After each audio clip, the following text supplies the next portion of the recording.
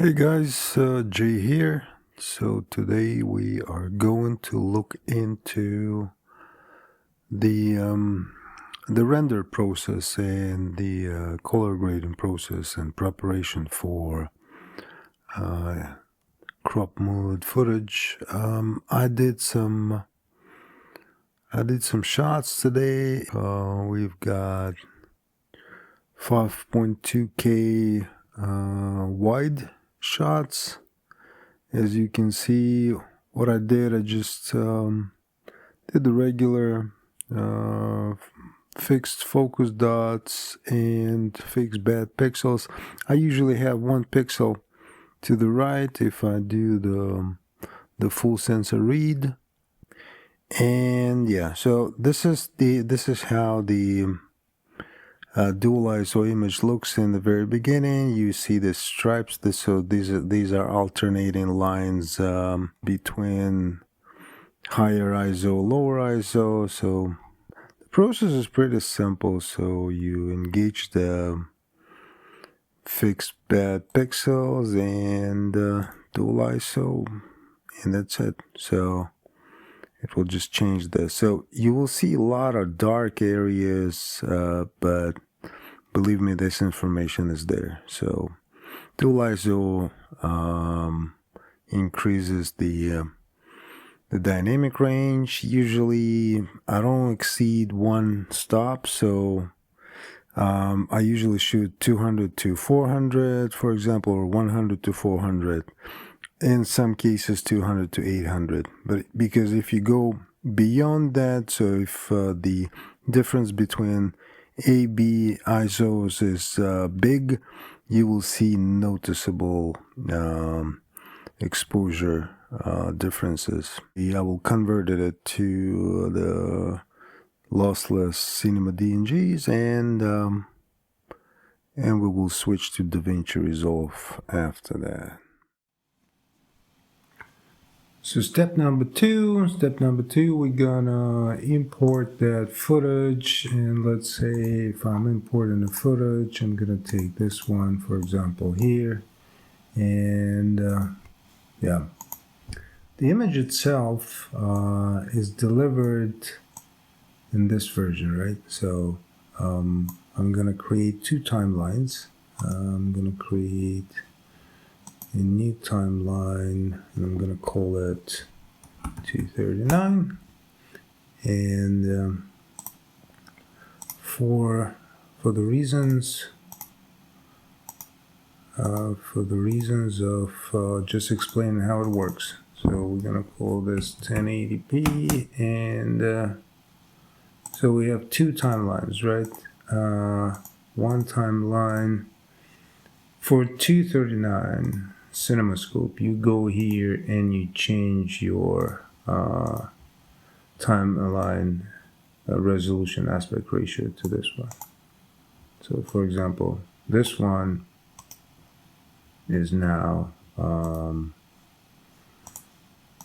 example 1080, and this one is 239. 1080, 239. So how do we work with this anamorphic footage? Well, if you are already in 239 aspect ratio timeline, you just need to go to your clip video settings, and you use retime and scaling. And in scaling, just do stretch, and that's it. It's done. If you work in 1080p mode and you have other footages along with this one, you can choose to well, it's the shortcut. Just know it that in transform tab you deselect so you unlock the aspect ratio, and you put here key in here 223 or n 075. That's it. So this is pretty much what you're dealing with. There's a third option is, for example, when you have, if you're still in 1080p mode and you have no idea, I mean, you understand that this is a wide anamorphic footage, so you can go to edit, and there's this thing, the mask. So the frame is 235, which is pretty close to 239, and same thing, deselect, and you just do it manually. And if you do it manually, it will end up being 223 and 0.75, 7.4. Well, I usually use 7.5. That's it. We're gonna do some gradient normalizing in the next step.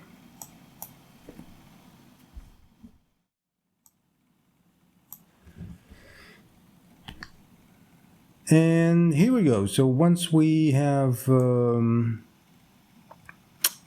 kind of transformed the footage, and let me go to 239. This is what we're going to work with today. Those clips where we have 239 aspect ratio. So my approach, and it doesn't mean that you have to like it or use it. It's just my approach. I always, most of the time, if I'm not in a hurry, I transform the CDNGs into Blackmagic Design, and from that moment I usually do a very simple conversion. This is the conversion that will save a lot of time. So we're gonna go and use Blackmagic Design 4K film, and we're gonna use the output transform is 279. That's ACES 1.3. ACES has its own way of looking into things, but I don't know, I kind of like it. If I want to normalize it very fast, then I mean, it's a good footage, right? So it's a pretty out of focus, but it's a good image. And what else do we need? Oh, well, let's play with something like make it cooler, make it warmer, but let's stay somewhere here. Adding some exposure from the row tab will enable you to work later with gain, and we have clipped highlights here, which is this part. And I'm sorry, for this particular clip I didn't use the dual ISO, but anyway, so you can just mute some highlights a little bit. But even if you're not gonna do that, for example, for this part, let's say like this, it is still a doable and usable footage, right? Which you can contrast a bit. Then we're gonna shut the lift down and add some saturation, and yeah, and that's it. That's pretty much how you most of the time normalize the footage. But you see, it's dirty, it's grainy, so what you're gonna do in the very end is that you do some noise reduction, and depending on how good is your machine, or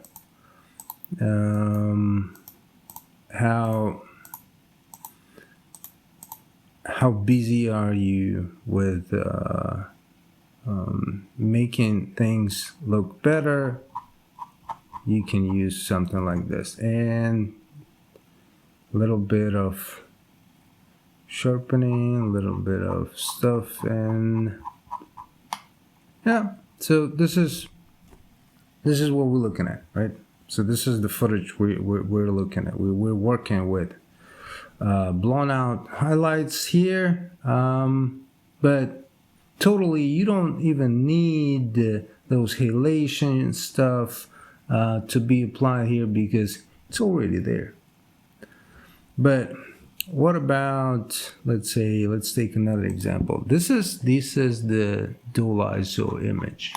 This is a dual ISO image because we don't have any clipped highlights. We have a very dark shadow area.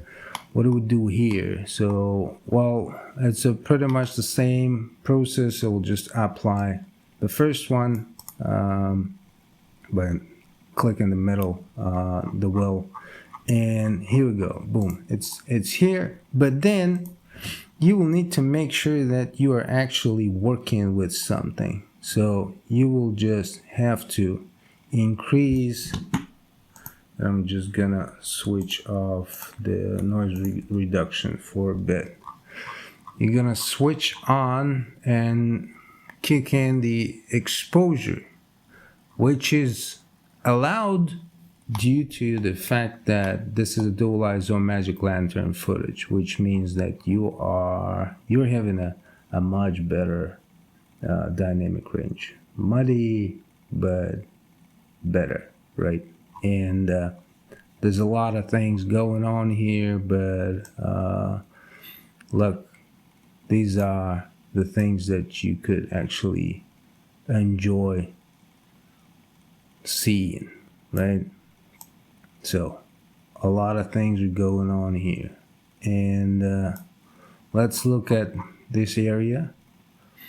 Let's I don't know, I don't like a lot of gain because we're looking into creating an image that will look somewhere on a not such a bright screen, but in dark conditions, which means cinema, right? And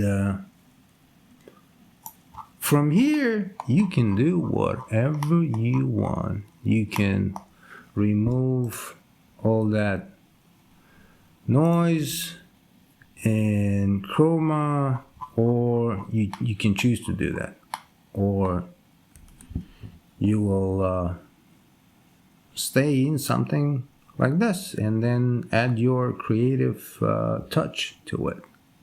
See you. Bye-bye.